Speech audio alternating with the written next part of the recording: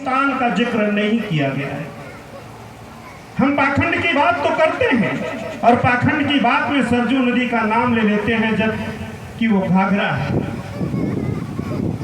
तो पाखंड की बात को जो सत्य है उसे भी हमें छोड़ना होगा।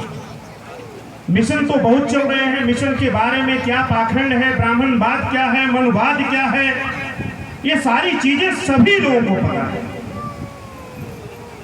ऐसा नहीं है कि पूरे भारत में किसी को ये बताने की जरूरत है इस देश में सबसे बड़ा आतंकवाद ब्राह्मणवाद है। इस चीज को किसी को बताने की कोई जरूरत नहीं है साहब। माननीय लौटन साहब बैठे हुए हैं, मैं आज इनको सुनूंगा, काफी समय इनको दूंगा, मैं तो आपके बीच का हूं। बहुत भाषण देने की जरूरत नहीं है, मंथन करने की जरूरत है। इस देश में चंद लोगों की जो सरकारें चल रही हैं वो जाएगी कैसे, इस पर मंथन करने की आवश्यकता है। जान सभी रहे हैं, वोट का कन्वर्ट ट्रांसफर नहीं हो पा रहा है, कैसे नहीं हो पा रहा है, इस पर मंथन करना है।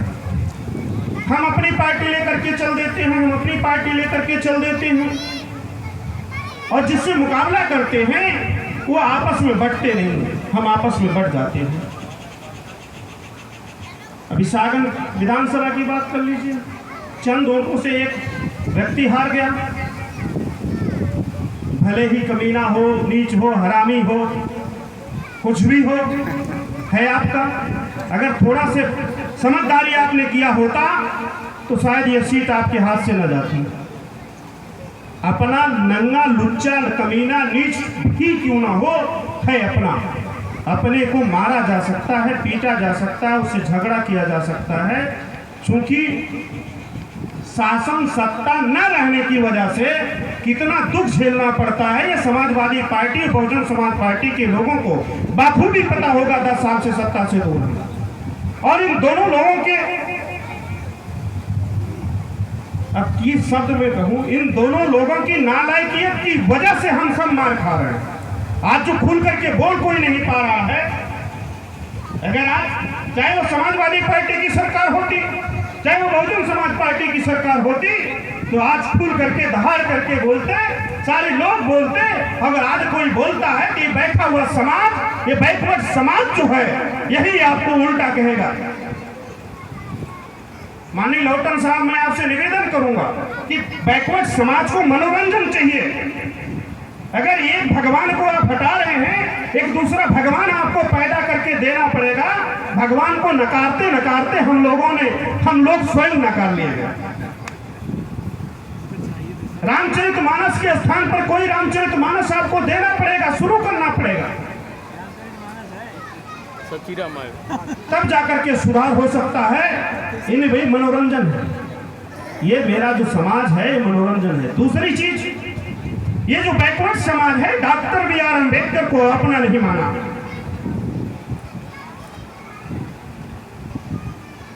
बैकवर्ड समाज के बीच में जब कहीं बाबा साहब की बात आती है तो कहती तो चमरौती की बात कर रहा है। अरे जरा अध्ययन करके देखो,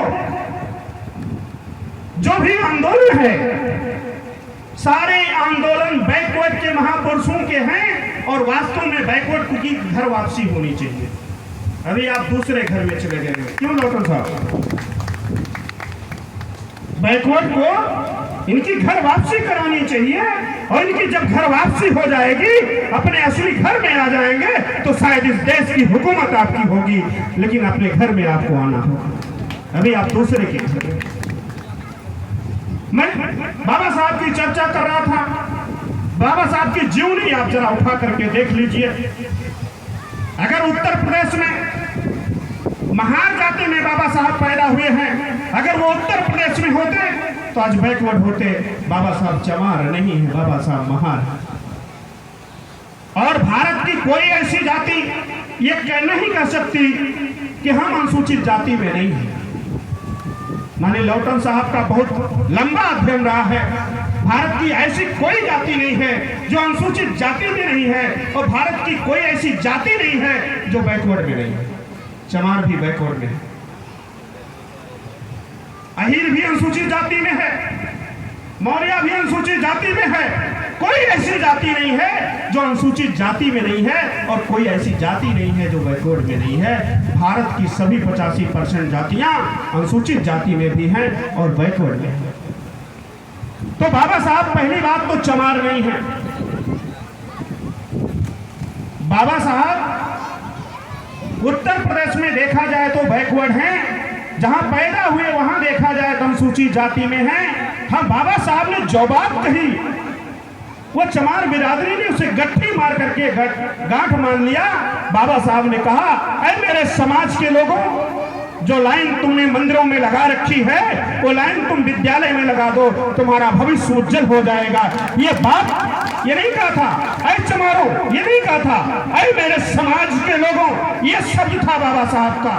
उसने 85% के लिए कहा था, न कि स्पेशली चमार के लिए कहा था। हम बैकवर्ड तो ब्राह्मणों के बहकाए में आ गए, बात मान लिए बाबा साहब चमार। आपने यही नहीं देखा कि इस देश में जितने आंदोलन चलाए गए वो बैकवर्ड के महापुरुषों ने चलाया, बैकवर्ड के दादा बाबा ने चलाया। और चमार बिरादरी को तो आपके चरण स्पर्श करने चाहिए बैकवर्ड के लोगों को, क्योंकि आपके बाप को आंदोलन को इस भारत में अगर किसी ने जिंदा रखा है तो चमार बिरादरी के लोगों ने जिंदा रखा है। वो आपके बाप का आंदोलन था, वो चमारों का आंदोलन नहीं था, वो आपके बाप का आंदोलन था, और उन्होंने आपके बाप के आंदोलन को जिंदा रखा। आप अध्ययन करो, माननीय कांशीराम साहब के पहले जितने भी आंदोलनकारी हैं कोई चमार नहीं। लेकिन जो बहुजन मूवमेंट है वो सबसे ज्यादा चला कौन रहा है? आज चमार बिरादरी चला रही है। आप तो रामचरितमानस में मकबूल है, रामचरितमानस कराने में अपना गर्व महसूस कर रहे हैं।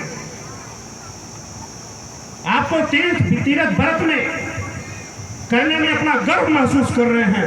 मैं घर वापसी की बात इसीलिए कह रहा हूं कि जब घर वापसी आपकी होगी तब लॉर्ड बुद्धा को अपना भगवान मानोगे, आपकी घर वापसी होगी आप प्रिया लड़ई यादव को भगवान मानोगे, घर वापसी होगी आप बाबा साहब को भगवान मानोगे, तो आपके घर में रामचरितमानस के स्थान पर बुद्ध चारिका होगी, वो भी 24 घंटा होगी। लेकिन जब घर वापसी होगी तब यह संभव है। इसलिए बैकवर्डों की आवश्यकता है कि घर वापसी इनकी होनी चाहिए।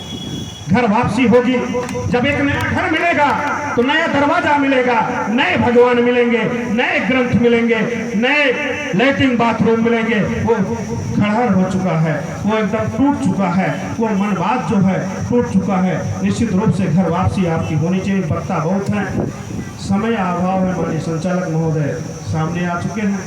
तो साथियों, बहुत लंबा चौड़ा भाषण देने की जरूरत नहीं है। बैकवर्डों को घर वापसी होनी चाहिए। माननीय मौर्य जी को मैं अपने हृदय की गहराई से पुनः धन्यवाद देना चाहता हूं कि अपनी विरासत वापस लाने के लिए इन्होंने आगे कदम बढ़ाया है। मैं अपने हृदय की गहराई से मौर्य जी को बहुत बहुत धन्यवाद देना चाहता हूं।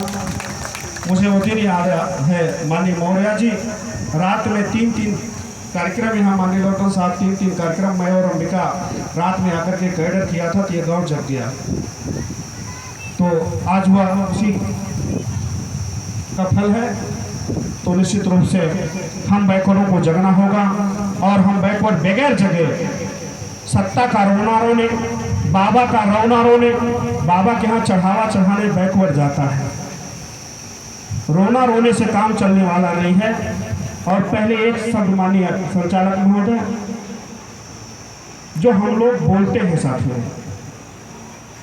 मंच पे तो मैं बड़ी बड़ी लंबी लंबी हाँक दिया, लेकिन जब आप मेरे घर आप जाते हो तो 33 करोड़ देवी देवता नजर आते हैं। जितने वक्ता हैं